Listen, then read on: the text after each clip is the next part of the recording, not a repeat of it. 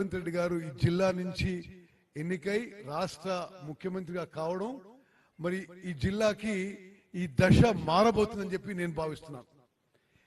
Water and water resources విషయంలో, drinking water and irrigation water విషయంలో మరి గతంలో ఎప్పటికీ పోల్చినా ఈ 5 ఏళ్లలో ఎక్కువ పని జరగబోతుంది, ఎక్కువ వాటర్ అవైలబిలిటీ కాబోతుంది, ఎక్కువ ఆయకట్ జనరేట్ కాబోతుంది, ఎక్కువ డ్రింకింగ్ వాటర్ అవైలబిలిటీ కాబోతుందనే విషయాన్ని మరి నేను కూడా ఇరిగేషన్ మంత్రిగా కొంత సంతృప్తి సంతోషంతో మీకు తెలియజేస్తున్నాను.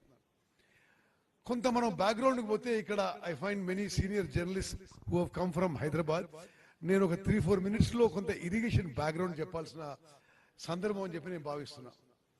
తెలంగాణ రాష్ట్రం ఏర్పడిన తర్వాత జూన్ 2, 2014కి కల్వకుంట్ల చంద్రశేఖరరావు బీఆర్ఎస్ ప్రభుత్వం మరి అధికారంలోకి రావడం జరిగింది. 10 ఏళ్ల పాటు వాళ్ళు అధికారంలో ఉన్నారు. మేము డిసెంబర్ 7, 2023లో అధికారంలోకి రావడం జరిగింది. 10 ఏళ్ల పాటు ఈ భారతదేశంలో ఎక్కడ ఎన్నడూ ఏ సెక్టర్ కూడా అసలు నాశనం కాలేదు ఇట్లా తెలంగాణలో ఇరిగేషన్ సెక్టర్ అయినట్టు వాళ్ళ హయాంలో. 10 years లో మమ్మల్ని, మిమ్మల్ని, మన పిల్లల్ని, వాళ్ళ పిల్లల్ని తాకట్టు పెట్టి 1,00,000 కోట్ల అప్పు తీసుకొచ్చి 1,81,000 కోట్లు ఖర్చు పెట్టి నామమాత్రం ఆయకట్టు తీసుకొచ్చిన ఘనత మరి కేసీఆర్ కి, ఆ ప్రభుత్వానికి, అప్పుడున్న ఇరిగేషన్ మంత్రులకు దక్కుతుందని చెప్పి వేస్తున్నాను. మీరు కాళేశ్వరం తీసుకోండి, మీరు పాలమూరు రంగారెడ్డి తీసుకోండి, మీరు కల్వకుర్తి, నెట్టెంపాడు, భీమా, కోయిల్ సాగర్, దేవాదుల, సీతారామ ప్రాజెక్టు, మరి ఎస్ఎల్బిసి టనలు, డిండి, ఏ ప్రాజెక్టు తీసుకోండి, మరి ఏ ప్రాజెక్టు పూర్తి కావడం కానీ మరి పెద్ద ఎత్తున ఆయకట్టు రావడం జరగలేదు. మీలో చాలా మంది వాళ్ళ దుష్ప్రచారము, ఒక డిఫమేటరీ స్టోరీ చదివి ఉంటారు. పాలమూరు రంగారెడ్డిలో మేము 90% ఖర్చు పెట్టినాం, అసలు ఇంకా 10% ఖర్చు పెట్టాల్సి ఉండే, మీరేం చేయలేదు.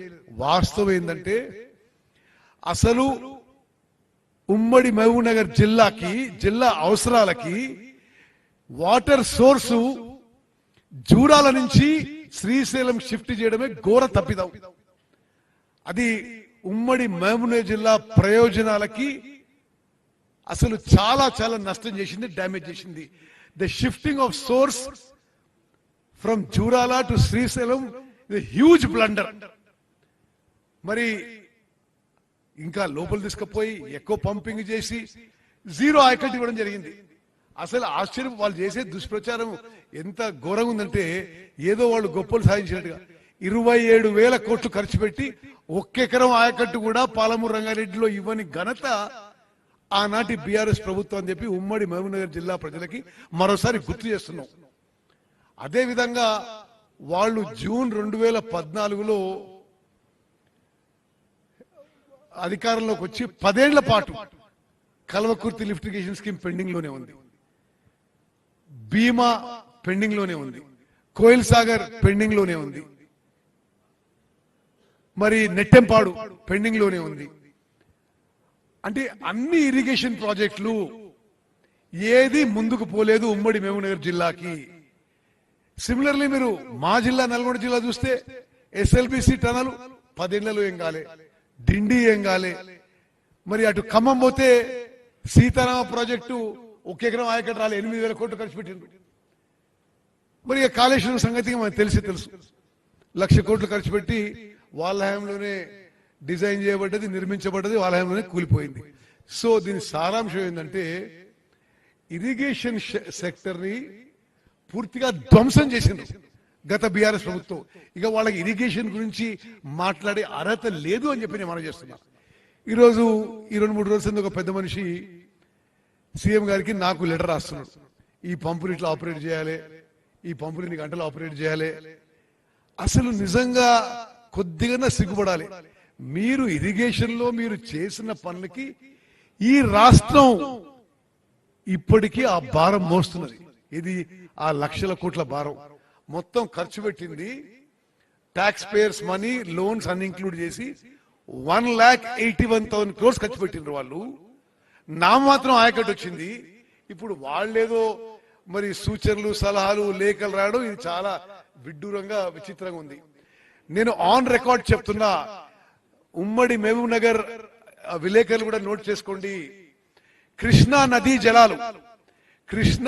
జలాల కోసం, తెలంగాణ హక్కుల కోసం మేము వాళ్ళకంటే చాలా సమర్థవంతంగా పోరాడుతున్నాం. కృష్ణా రివర్ మేనేజ్మెంట్ బోర్డులో కానీ, కృష్ణా వాటర్ డిస్ప్యూట్ ట్రిబ్యునల్లో కానీ, సుప్రీంకోర్టులో కానీ తెలంగాణ వాదన వినిపించడంలో చాలా ఎఫెక్టివ్ గా వర్క్ చేస్తున్నాం. అదే విధంగా ఇంకో ముఖ్యమైన విషయం మీరు గమనించాలి. కృష్ణా నదీ జలాల్లో మేము అధికారంలో వచ్చిన తర్వాత more water has been used in Krishna river water after we have come to power than in their 10 years of power. నేను మళ్ళీ రిపీట్ చేస్తున్నా, మేము అధికారంలో వచ్చిన తర్వాత డిసెంబర్ 2023 తర్వాత కృష్ణా నదీ జలాలు ఎక్కువ ఉపయోగించడం జరిగింది. మరి దానికి ఫ్యాక్ట్స్ కూడా ఏంటంటే, మీరు కృష్ణా నది కింద ఉన్న ఆయకట్టు మొత్తం చూసుకున్నా ఉమ్మడి మరి మహబూబ్ నగర్ జిల్లా, ఉమ్మడి నల్గొండ జిల్లా, కొంత ఖమ్మం జిల్లా ఎక్కువ వ్యవసాయ విస్తీర్ణం, ఎక్కువ వ్యవసాయం పంట, ఎక్కువ ప్రొక్యూర్మెంట్ మా హయాంలో అనే విషయాన్ని మనం చేస్తాం. ఉదాహరణకి కృష్ణా నది కింద కృష్ణా జలాలు ఉపయోగించి ప్యాడీ ప్రొక్యూర్మెంట్ లో కృష్ణా బేసిన్ లో రికార్డు స్థాయి పంట పండింది, రికార్డు స్థాయి ప్రొక్యూర్మెంట్ జరిగింది మేము అధికారంలో వచ్చిన తర్వాత. మరి కృష్ణా గోదావరి బేసిన్లు రెండు కలుపుకున్నా highest ever paddy production in India in 29 states is in Telangana in our time. Highest paddy production, highest paddy procurement is after Congress government, ముఖ్యమంత్రి రేవంత్ రెడ్డి గారి నాయకత్వంలో ఏర్పడ్డ కాంగ్రెస్ ప్రభుత్వంతో దేశంలోనే highest paddy procurement, paddy production, paddy procurement మా హయాంలో జరిగింది.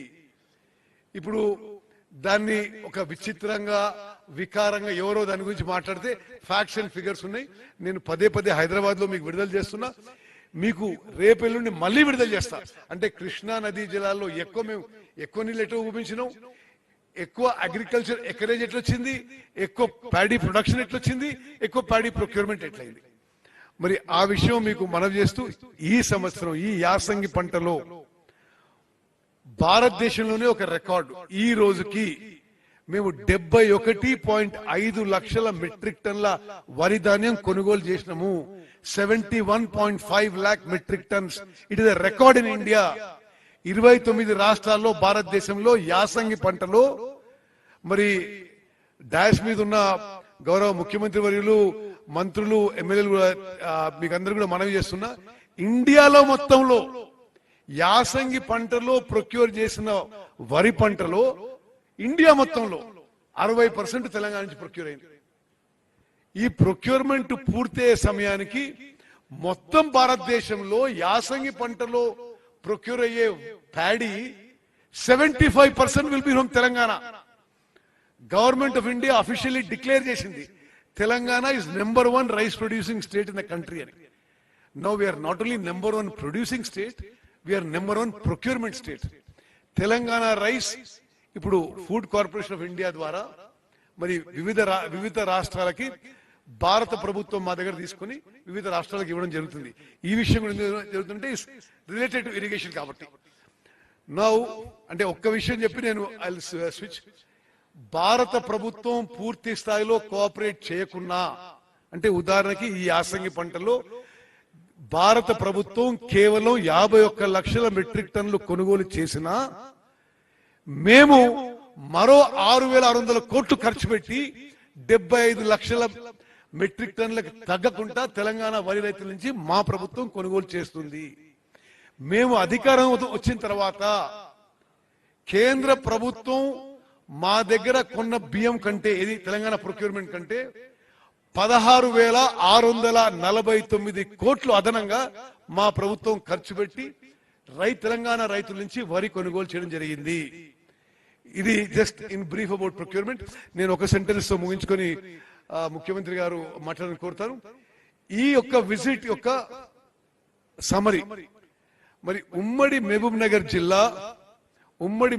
జిల్లాలో irrigation on going irrigation projects కానీ ప్రపోజల్ స్టేజ్ లో ఉన్న ఇరిగేషన్ ప్రాజెక్ట్స్ కానీ యాక్సలరేట్ చేయాలి, స్పీడప్ చేయాలి, వేగవంతం చేయాలి, పూర్తి చేయాలనే ఒక సదుద్దేశంతో పూర్తి కాన్సన్ట్రేటెడ్ ఎఫర్ట్ తో ఈ 2 days మరి ముఖ్యమంత్రి గారు, నేను, జిల్లా మంత్రులు, జిల్లా ఎంపీలు, జిల్లా ఎమ్మెల్యేలు అందరం కలిసి అన్ని ప్రాజెక్టులు తిరుగుతున్నాము. మరి పాలమూరు రంగారెడ్డి ప్రాజెక్టు వివిధ దశల్లో ఏమేమి ఆటంకాలు ఉన్నాయి, ఏమేమి బాటిల్ నెక్స్ ఉన్నాయి, ఎక్కడ ఎంత నిధులు కావాలి, ఏ విధంగా పూర్తి చేయాలని ఒక సమగ్రమైన ప్రణాళికతో ముందుకు పోబోతున్నాము. అదేవిధంగా Maktal, Narayanpet, Kodangal lift irrigation scheme కూడా పూర్తి చేయడానికి నిన్న విజిట్ చేయడం జరిగింది. ఒక ప్రణాళికతో ముందుకు పోతున్నాము.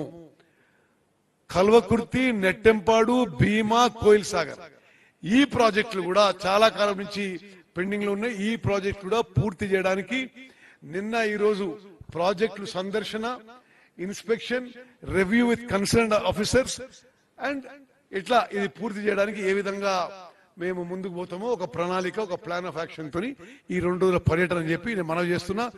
మరి చివరిగా ఒక కేటగారికల్ అష్యూరెన్స్ ఇస్తున్నాం. ఉమ్మడి మహబూబ్ నగర్ జిల్లా రైతాంగానికి గతంలో ఎన్నడూ లేని విధంగా, ఉమ్మడి మహబూబ్ నగర్ జిల్లా చరిత్రలో ఎప్పుడూ లేని విధంగా మరి ఆ స్థాయిలో కొన్ని లక్షల ఎకరాల్లో కొత్త ఆయకట్టు ఈ మా టెన్యూర్ లో తీసుకురాబోతున్నాము.